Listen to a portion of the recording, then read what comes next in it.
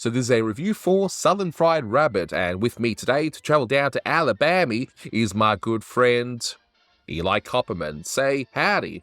Howdy, y'all. Welcome to the little old South. How y'all doing this fine evening? Well, just don't expect me to do that accent the entire way through. It's going to sound awful. But just a few bits of info to get underway. So as mentioned, this is Southern Fried Rabbit, released on the 6th of June 1953. It had a Blue Ribbon reissue sometime in 1962. It's the 678th in the series, and it's directed by Friz Freleng.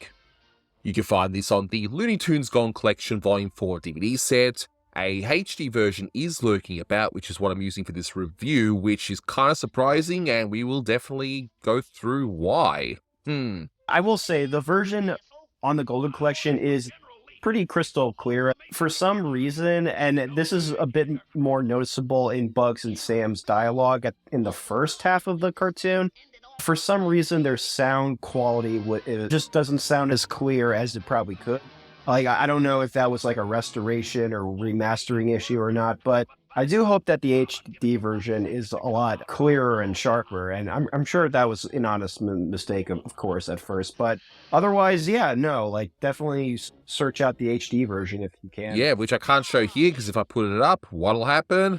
YouTube will block it! Yay! So don't go complaining to me, because that's not my doing. This is a review video, not a cartoon showcase, but in case you haven't seen this short, it's very straightforward. Bugs Bunny is trying to flee to Alabama to escape a carrot famine, but he's stopped at the Mason-Dixon line, patrolled by Yosemite Sam, who still seems to believe that the Civil War is still going on. 90 years later. Yep. So, a few bits of trivia here. So, putting aside the unfortunate disguise as the slave, which we'll no doubt touch upon later on, Bugs also disguises himself as Abraham Lincoln, who was the president at the time of the Civil War. And you then see, well, it says Brickwall Jackson. That's a take on Stonewall Jackson, who was a Confederate general at the time. And one character, this is probably the most interesting to me anyway, is Bugs cross-dressing as Scarlett O'Hara, who is a fictional character from Gone with the Wind, where for the longest time, Gone with the Wind was considered really up there in terms of films that are just timeless classics like Wizard of Oz and those type of films. But due to certain aspects of Gone with the Wind, and I'm not going to get into a debate regarding that in the comments or anything, you can have your own thoughts on that particular subject, but we'll be here all day if you do. Exactly, but Gone with the Wind has now fallen out of favor, and it's seen more as problematic these days. Again, you may beg to differ, you may not be happy about that, but that's another thing entirely.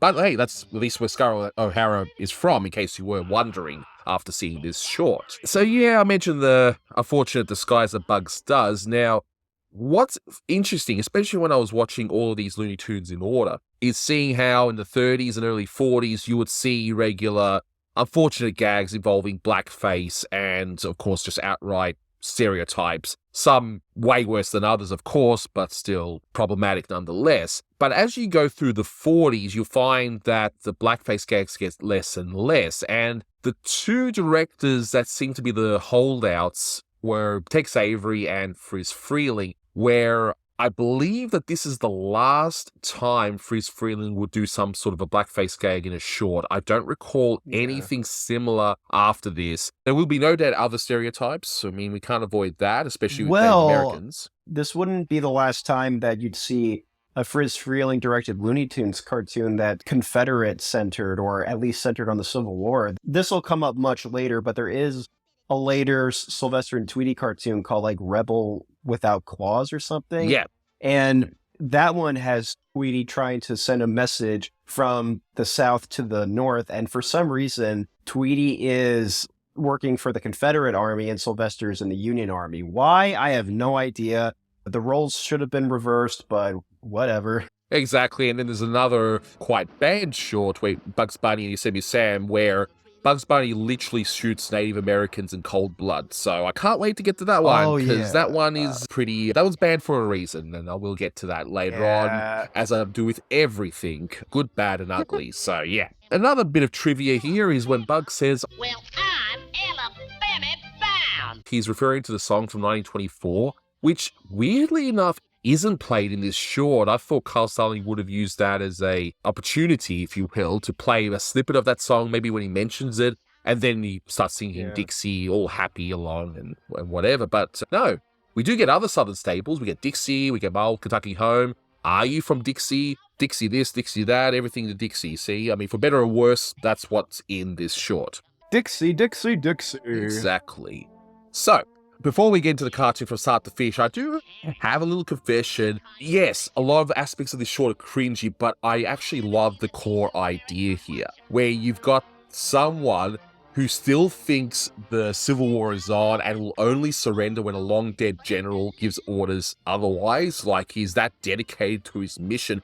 There is actually a story that was floating around where a Japanese soldier from World War II, many decades later, was actually discovered still fiercely defending certain territory because he wasn't given the memo that the war was over. So Japan actually had to send a general down to tell him to stand down, basically. Oh my So it's a God. similar idea here. I mean, this short's not based on truth in that sense, but it's just a weird coincidence that this actually happened in real life, but of a Japanese soldier in World War II. But just how old is Sam here? Because I actually did the math. So the Civil War took place between 1861 to 1865. And this short would have been made during 1952 if that newspaper is any indication, but we'll say 1952. So if Sam was really young, so 18 years old in 1865, during the last year of the war, so 1865, he would be about 105 years old when this cartoon is made. Now, that's dedication. That is dedication right there, regardless of which side he's fighting on. I think that's kind of admirable. It's admirable, although I guess you could make a theory, like if he's that old and he refuses to let go of the war, maybe the general did tell him that, but he was so brainwashed and focused on his duty that he refused to stand down or anything. It's like, no, dude, the war's done. Move on. And the way Bugs says is just, he says it so politely too. That's why I like how Bugs goes up against Sam for the rest of the short, because Bugs is like, hey, Sam, the war's over. It's almost 90 years ago at that point. And now, of course, it's pretty much double that now. But yes, back then it was 19 years. General Lee? Why, the war between the states ended almost 90 years ago. I'm no clock watcher. So I reckon we take a look at this short from start to finish. Yeah, definitely. Yeah. I will say the idea of Bugs wanting to go down south due to the carrot famine is actually a pretty funny idea in itself. I feel like you could make a legitimately good cartoon out of that core setup and completely change the main plot of the cartoon, and you'll still have something to work off with. Like going down to a better carrot farm or something down south, but he has to defend himself against the farmers or something, or he goes down south and it turns out that a bunch of other rabbits are down there and they're fighting to get all the carrots. Yeah, so there's many possibilities. I do like the idea, and it's a very quick setup as well. I mean, it's only a 6-minute cartoon after all, and quick setups are pretty much required if you're doing everything right. And we then see a newspaper. As you all know, for those of you who've been watching my channel for a while, I love looking at these old fake newspapers that the cartoon characters read. And yes, I'm fully aware, and I have to explain this to those who are new to the channel, I don't look at these as though the people in the theater would have actually told the projectionist to stop so they can have a look at everything. It's just fascinating for us in the future. So looking at it, and it moves the plot forward, as it should. You got this huge carrot. So I wonder what they're feeding them carrots down in Alabama. I don't know. They must breed them really well there. But those newspaper clippings, I had a quick look, and it appears to be from some random article to do with what's known as the First Indochina War, or what's also known as the First Vietnam War. So, of course, the one that we all know when it comes to Vietnam War is really the Second Vietnam War. Yeah, the one that lasted way longer. and arguably should maybe not have happened, but that's another thing entirely. No, So here we are. no, So no. here we are. We're going to get into deep topics not only about the Confederacy, but also America's role in Vietnam War. Like, gee, going to be really popular today, I can tell you that. But this particular war was raging. Basically, French had colonized that part of Southeast Asia, and there was a war going on in relation to that. And that war was still going on and ended in 1955. But whatever, the paper does the job. It wasn't designed to be analyzed by nerds like us, so, you know. We see Bugs is happy. He's like, well, I'm Alabama bound. And he starts singing Dixie. And I like how time moves forward. And of course, he's all tired. He's still singing Dixie for some reason. He's just so tired. Just like, why did they put the South so far south? Who knows how long he was walking for, too. And which state he even started from? Because what if you started from somewhere like, I don't know, Massachusetts or something? I don't know. You would be working. See, I know my American geography. Maybe an Aussie, but I know my geography. I know where things are. Either way, that's way further up from the Mason-Dixon line. That's above New York. Exactly.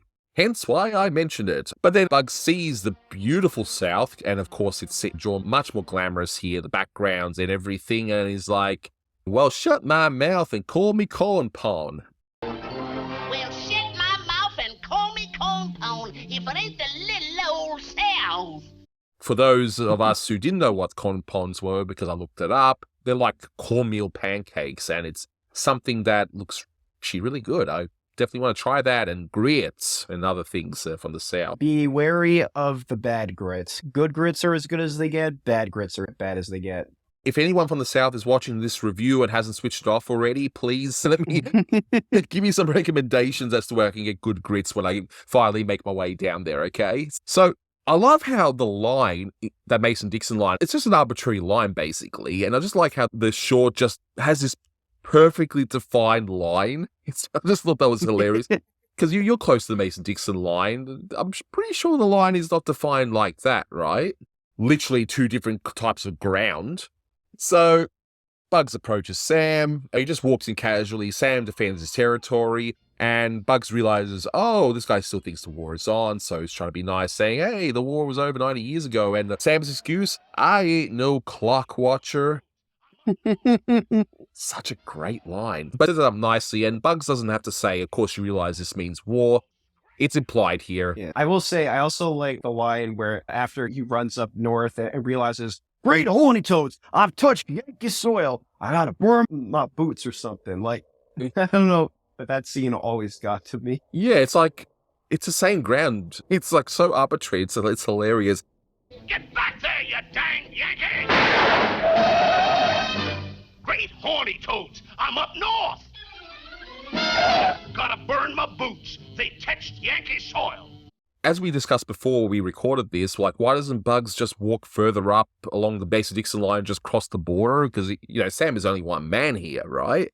But I think it's the whole implication, oh yeah, of course you realize this means war, and he's going to now teach Sam a lesson just because, even though he doesn't really have to. Because Sam's marching along a very small line, and even as a kid when I saw this, edited, by the way, but when I saw this, I was like, well, why doesn't Bugs just go all the way around? But sure enough, yeah, I think it's just he wants to now mess with Sam. So we now get to the cringiest part of the short, which is Bugs in blackface. And some may argue this scene could work very well in, see, I don't want to say black humor or dark humor because I don't want to sound like it's a pun or anything, but that's just a term, okay? I'm sure you all know what I'm talking about here, okay? It's just a very dark joke, okay?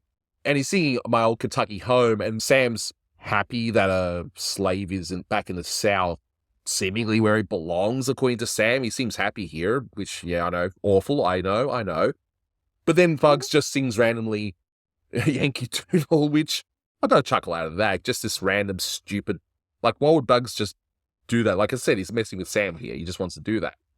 Old Kentucky home. Hey there, boy. How about giving out with something peppy on that there skin box, huh? Yo. Yankee Doodle went to town riding on a pony. Yankee Stuck a Doodle? carrot in his hat and called it the cherry. You traitor. We get the bit which a lot of folks might look at it and go, ooh, that's not a joke you'd see in today's Looney Tunes, where Bugs is pretending to be a black slave. It's like, please don't whip me, master. Don't beat me, master. Please don't beat me, master. Don't beat that tired old body. No, don't. Yeah. But some kids, again, you could see it as like a Family Guy type joke if you look at it from that way. It kind of is, honestly. It's honestly not that different from what you'd see on Family Guy. At the very least, that gag, whether you find it funny or not, sets up to something that genuinely is funny, because you're pointing out that this doesn't make any sense, but it's kind of still funny all the same, and that's Abraham Lincoln appearing, which Sam is so stupid that he can't even see through his disguise. What's this I hear about you whipping slaves? But. Never mind the buts. Here's my card. Look me up at my Gettysburg address. What was the weird thing for you about that scene? Well, think of it like this. Abraham Lincoln was severely against the South and their treatment of slaves and all that stuff. So obviously, he was partially responsible for ending slavery. And on top of that, not wanting African Americans to be mistreated like that and seen as animals. So you would think Sam, being so militaristic and dependent on the Civil War, that he would see Abraham Lincoln and be like, bug off or something. Like he wouldn't give a rat's ass what Lincoln would think, but he somehow is like, no, I didn't do that or anything. Like, but like that, the whole. Never mind the buts. Here's my card. Look me up at my Gettysburg address. Yeah, then Bugs just does that funny little walk, and the giveaway is the cottontail, and we end up at that particular moment where Bugs hides in a tree. And Sam, I love cartoon logic, and this is why I love Warner Brothers so much, where he just happens to have that bomb in his jacket. It's just there. And we all know where the bomb gag's going. As soon as you see Bugs blow out the first fuse, we got the rule of 3 happening, so he goes a little bit further around, but Bugs happens to have that long straw, again, cartoon logic, and then the rule of 3, third time, too far away, boom. Okay, we've seen this gag before, but it's still pretty funny nonetheless. The timing makes it funny. Exactly. Great gag, though. Absolutely love that. And we then see Bugs in that ridiculous Southern outfit, like so baggy, and he approaches Sam, as Sam is like, as he, I guess, should be, because he's in the Confederate, he's just so awesome. It's like General Brickwalls. An obvious parody of General Stonewall Jackson, but that's neither here nor there. Bingo. And of course, as stupid Sam is, he's so loyal to the Confederacy that he follows every step. And I like the pun that we do see here where, okay, Sam is just marching. You know that something's going to happen. He's going to either fall off a cliff or fall off something, right? But no, he reaches the well, and we hear the pun, fall in, which is a military term. And of course, he literally falls in the well. Great gag. Fall in.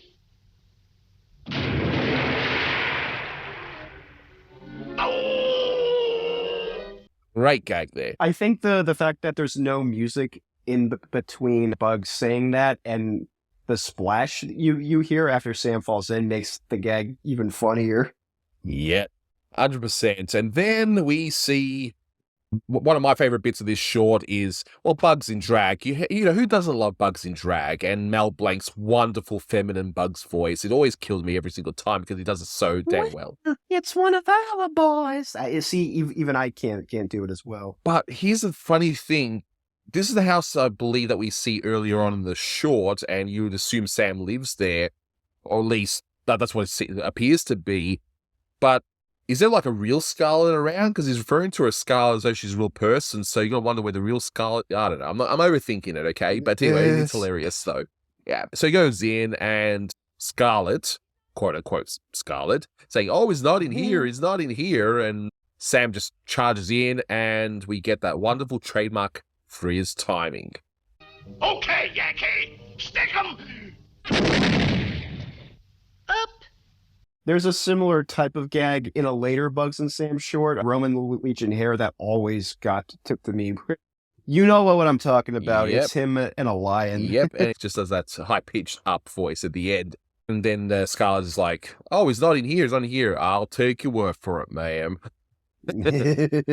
Well, he's not in there, but he is on a horse. Yes, and Bugs he goes all out here. He quickly changes into an injured Confederate soldier, to show Sam to go on to Chattanooga, which is, of course, Chattanooga, Tennessee. Again, hey, I may be Aussie, but I know my places in America, And we end with the fact that it's actually the New York Yankees, and it's a baseball game, which I don't know how baseball is. I don't know if baseball was around during the Civil War, but kind of weird ending, though. It is weird, but given how deluded Sam is, of course he's going to do something illegal just to submit to the Confederacy. Exactly, and we end the short there, and I'm assuming that Bugs found his carrots and he was very happy in the end, because, it's not something you need to see in the short, but I guess it's implied.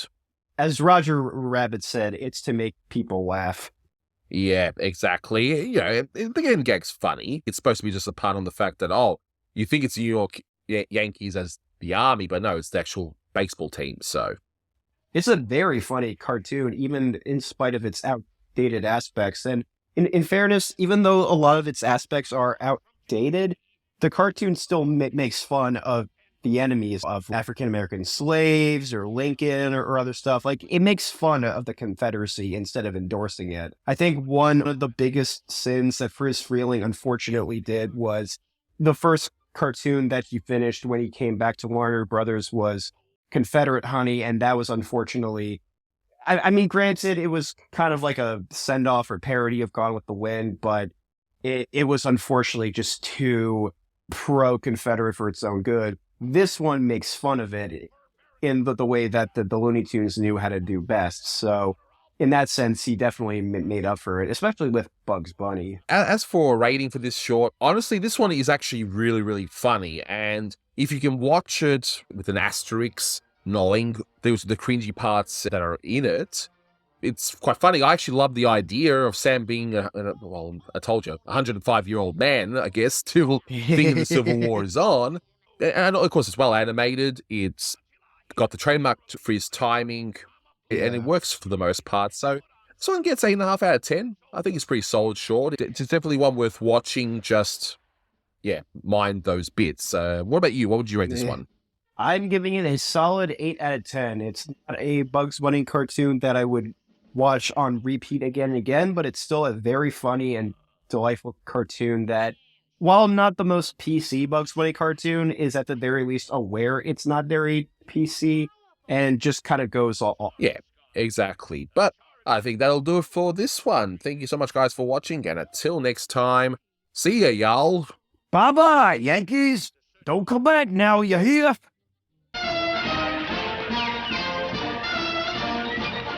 The first dang Yankee that steps out of that dugout gets his head blasted off.